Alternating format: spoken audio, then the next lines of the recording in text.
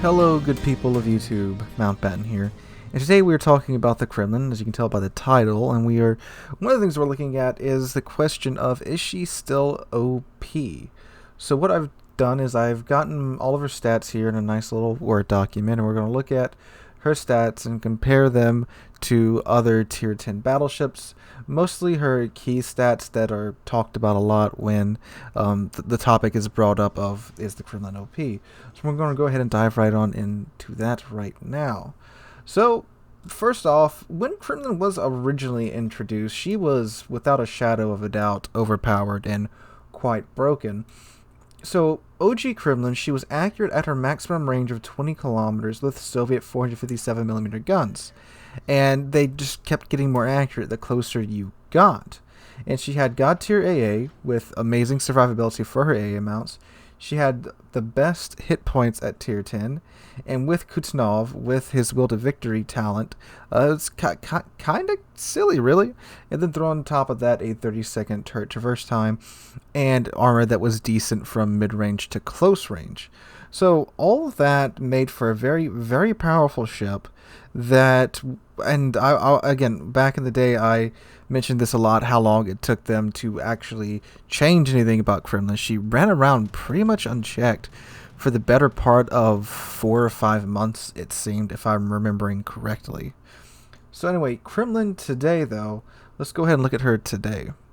So, first off, the nerfs that she went through. She went through several nerfs. Of the 12 videos I have on Kremlin, I believe 6 of them are covering nerfs to her. So, overall, at the end of all these nerfs right now, as of August 28th, as I'm recording this is what has changed on the Kremlin. So the amount of damage per shell was reduced from 15,500 to 14,400 on AP. Her HE shells were nerfed from 6,600 to 6,500 maximum damage, and her fire chance was reduced from 48% to 45%. Her Sigma was also nerfed from 1.9 to 1.8. The penetration of her AP shells was also slightly reduced, and other parameters of her guns were reduced. I don't know what those are. I tried to find out what that was, but that's what was said in the patch notes. Other parameters of her guns were reduced or changed to mirror these changes according to the dev blog post. Her AA guns, her HP was also halved on every single AA mount, and her AA guns just continuously got reduced with the amount of damage they could do, and I believe their range as well. So, that leaves us with the Kremlin that we have today. And we're going to start with her guns, go through guns, armor, survivability, maneuverability, and concealment. So let's go ahead and start off with her guns. So right now, Kremlin has the longest reload time of any tier 10 ship currently in the game, as of me recording this, with 457mm guns. Ohio has a 27.5 second base range. Thunder has a 26 second base range. I'm sorry, reload time. And Kremlin has a 33-second base reload time. So the Ohio and Thunder do only have 8 guns, but Kremlin has 9, and she gives up 7 seconds of reload time to get 1 more gun. Comparing just the number and caliber of guns to reload time, not taking shell characteristics into that. She also has the lowest range of any tier 10 battleship, tied with the GK. She has a 20 kilometer max range. Unlike the GK, however, she has no way to extend it. She doesn't get spotter plane. You cannot fit the range mod on the Kremlin. She also has one of the quickest turret traverses. She has a 30-second 180 time, but it's only beaten by the Ohio. And her shells have a high velocity of 800 meters a second. Combine that with the flat arcs, it leads to amazing penetration capabilities. And she has a Soviet gimmick, which means from about 15 kilometers out, she has worse dispersion than even the German battleships. But from 15 kilometers in, the closer and closer you get, the better and better and better the dispersion gets. So it incentivizes you to get close in order to get those really, really, really nice salvos. Alright, for her armor. She has 60mm central deck armor, and that is fantastic against HE spam, but she also has humongous sections of 32mm stern and bow deck armor. And she does have an icebreaker bow. However, she still has a huge 32 millimeter section on her bow. And her citadel is exposed above the waterline and runs the entire length of the middle of the ship. So it's not like one of those exposed citadels that maybe just pops up in the middle and then goes back down toward the bow and stern area of the center section of the ship. It's up and above the waterline, all up and down the central part of the ship. And she has 108,300 hit points, which is exactly 3,000 more hit points than the GK. And she has a 46% torpedo damage reduction, and that's pretty decent by tier 10 standards. It's not amazing like the Yami's 55% torpedo damage reduction, but it's a far cry from something like the GK's torpedo damage reduction. And the Soviet damage con is both a gift and a curse. The Soviet damage con, if you do not know, all Soviet battleships have a limited number of damage con charges. They cool down in amazingly quick times, but you only get so many of them. So unlike every other tier 10 battleship that gets unlimited damage cons, the Soviets get a limited amount, even though they are a quick cooldown. Her AA is pretty decent, but gets knocked out incredibly easily now. It's not uncommon to get all of your AA knocked out in just a salvo or two from something like the Conqueror or the Thunderer, or even just from some more HE spammy larger cruisers like the Zhao or the Goliath or the Azuma or the Yoshino. Its AA doesn't last the entire match. If anything, with HE remotely focuses it. And it's also an incredibly large ship too. So it's fairly easy for this thing to get smacked by AP bombers, especially just after eating a couple of salvos of British HE, and also again just with being showered by HE spam like tier 10 games are now, the A simply just won't last. There's also no fighter plane either. There's no catapult aircraft whatsoever on the ship, so you can't even bet on the fighter pilot to intercept those planes and hope that he shoots most of them down before they get to you. Alright, her maneuverability. She has a top speed base of 29.5 knots, which isn't the fastest tier 10 battleship, but it's not the slowest either. It's kind of middle of the road. However, she is incredibly slow to accelerate, and she has a rotor shift time of 16.3 seconds, which is actually pretty darn good by tier 10 standards. However, she has a huge turning circle radius of 1,090 meters, which is actually 40 meters more than Grosser Kurfürst, which is actually the largest ship in the game. So she has a larger turning radius by 40 meters than the GK. Now, with a full concealment build, you will get 13.4 kilometers of concealment, but do also keep in mind that she does only have a 20 kilometer maximum range, so you really only have roughly 7 kilometers of not being, not even 7, 6.6 kilometers of not being detected before you are spotted. So looking at her stats, you can see that she's fairly middle of the road with most of her stats. The things that she stands out for, her 30-second turret traverse time, that's, it's kind of silly in my opinion that she does have that turret traverse, because one of the things about the Kremlin, one of the balancing aspects of it, is that yes, it's this huge battleship, yes, it has a lot of hit points, yes, it has pretty good armor when facing the front and battle tanking. You're supposed to try and flank it in order to punish it from the sides. And this 30-second turret traverse time really does put a dampener on that, because your turrets can easily keep up with most ships that will be able to charge your side, except for like DDs and such, or maybe a really quick cruiser like the Henri. But in most cases, it would be able to keep up with whatever ship's trying to get at your side. That's something I've said before, that I really wish they would maybe just ding that a little bit, maybe crank that up to maybe like 35-second 180 time with the MLG captain skill.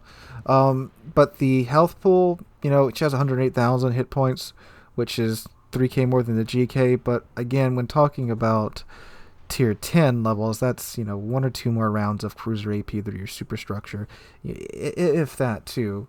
And her concealment, 13.4 kilometer concealment range, that's about 0.6 kilometers more than the Montana, and a full kilometer less than the Thunderer and the Conqueror, because those ships can get their conceal down to like 12.5 kilometers, and they have well over 20-kilometer maximum range, like the Thunder. The Thunder's maximum range, if you want to go with the module on it, it's like 28 kilometers, and then that gives you like friggin' 16 kilometers to work with. Whereas with the Kremlin, you do only have about 6.6 kilometers to work with, but they are fairly different play styles too. The Kremlin is much more of a up close and in your face battleship, rather as the Thunder is more of a mid range battleship. So again, looking at her stats, there's nothing really here that stands out except for her armor and her health pool. And that seems to be a lot of discourse with the Kremlin. Some people say it's nigh impossible to punish this thing, and some people will say it's quite easy to punish. And the truth is, I mean, the Kremlin really does just do what every other Soviet surface ship, every other high-tier Soviet surface ship does, except for the DDs. You point your nose in the direction, forget your third turret exists, and you sit there and you be a pain to the enemy team. The only difference is Kremlin's kind of encouraged a bit more to push in and occasionally get in close range fights. And Kremlin isn't really that good at brawling in most cases because of that exposed citadel.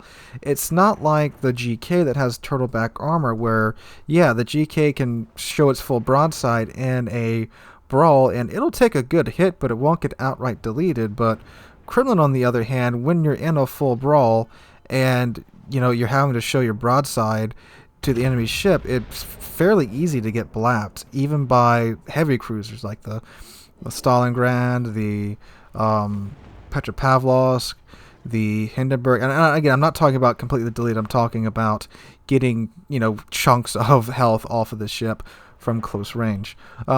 So it's kind of good at that, but it still does have that downside of that exposed citadel.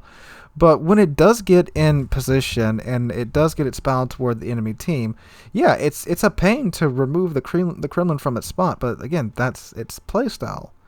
And you also do have to, get within 15 kilometers of the Kremlin in order for it to accurately hit you, because its sigma's been reduced, and I'm not entirely unconvinced that those other properties changed.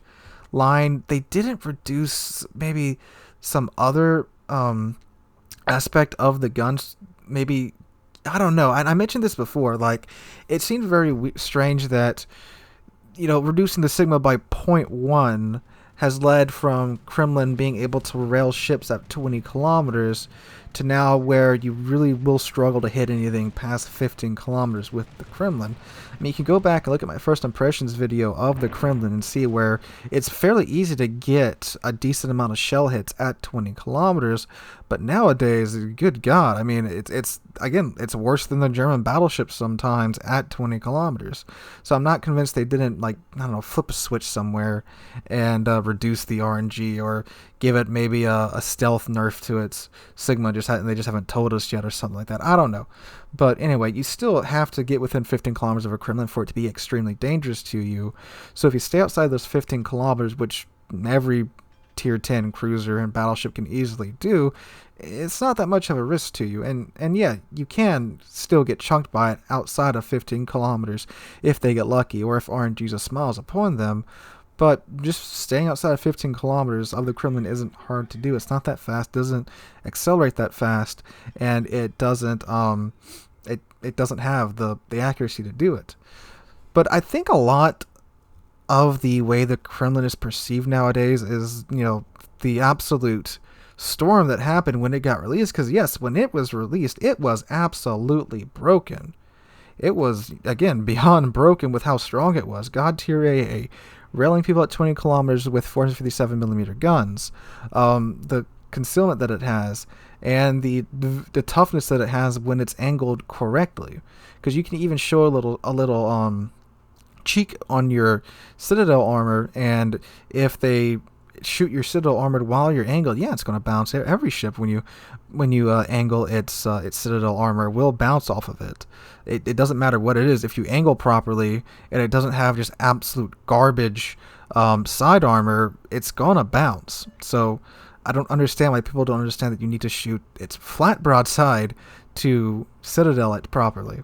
And again, that could be fairly easily done if you go stealthy, sneak around the side, and shoot it in its side. And keep in mind too, it's not like it can run away that fast because it does only have a 29.5 knot top speed before the speed flag gets applied. And even when the speed flag is applied, it's not that fast. It's not exactly a dragster. And again, the ship is absolutely massive, so torpedoes absolutely suck. Another thing that I do think is a little bit much is Kuznetsov. It's kind of strange that all the other legendary commanders, you do have to put in a fair amount of work to trigger their special ability, but with Kuznetsov, it's just like, yeah, just get your health below 10%. You get another damage con and another heal. Like, really? Like, come on. You know, with like Lucian's and well, Lucian's isn't even that hard to activate his skills anymore. Get 100 secondary hits on German battleship secondaries. Like, shoot, okay, that's every match just about with Kurfürst almost. But like the OG legendary commanders, you know, Yamamoto and Halsey, you know, you have to actually do some pretty challenging things in the battle to activate their talents. And Yamamoto, you gotta get a Kraken. Now, granted, his talents are like friggin' awesome. But still, and Halsey, you know, you gotta get double strike or you gotta get Confederate, which is pretty challenging to do too. But I don't know. That could also just be a thing with newer legendary commanders. You know, just easier talents to kick off. So anyway, is the Kremlin OP in modern World of Warships? In my personal opinion, in most cases, no. However, its ability to tank HE is, quite frankly, unparalleled by any other battleship in the game. And throw Kuznetsov on there with a survivability build, and this Kremlin is quite tanky to HE from the front, which a good Kremlin player will only show you the front of their ship or the angled front of their ship. However, once they are in that position, they are stuck there. Just like with the Stalingrad and the Moskva, the second this thing turns and shows you its flat broadside, that's the moment to strike, to load AP, and blap it out of existence. And when this does happen in Kremlin, it is fairly easy to make it, well, sink. Because, again, that citadel runs the entire course of the midsection of the ship, it's above the waterline, and easy to hit. So, when played right, this ship is incredibly strong. But when you do goof up, you pay the price. This is a ship that rewards playing it correctly extremely well, but also punishes you for playing it incorrectly extremely harshly as well too. It's that type of deal. And I do think a lot of the way the ship is perceived is just because, again, of the storm that happened when the ship did get released. So wrapping up, in my opinion, it's one of those ships that currently where it's at right now, it's in the really strong section and maybe like 3 notches away from going into OP, as it is right now. If they would just nerf the turret traverse a little bit, that way it would be easier for people to, you know, punish this thing and flank it, and not have to worry about these turrets that are, you know, moving as fast as some supercruiser turrets with, you know, 3 18-inch guns in each turret. If they would nerf that, I think that would put the Kremlin in the correct spot as to where it's supposed to be at.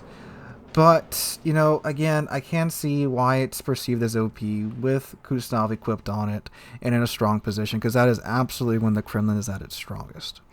Anyway, guys, that's what I think on this topic. Let me know what you think in the comments down below. Are there any other changes you would want to make the Kremlin? What would you guys do to it to bring it into balance? Anyway, hope you guys enjoyed the video. If you did, drop a like and subscribe to the channel. We're on our way to 20,000 subs. We just passed 17,300, and I cannot thank you guys enough for that. Hope you guys are having a wonderful day. Hope to catch you guys in the next one.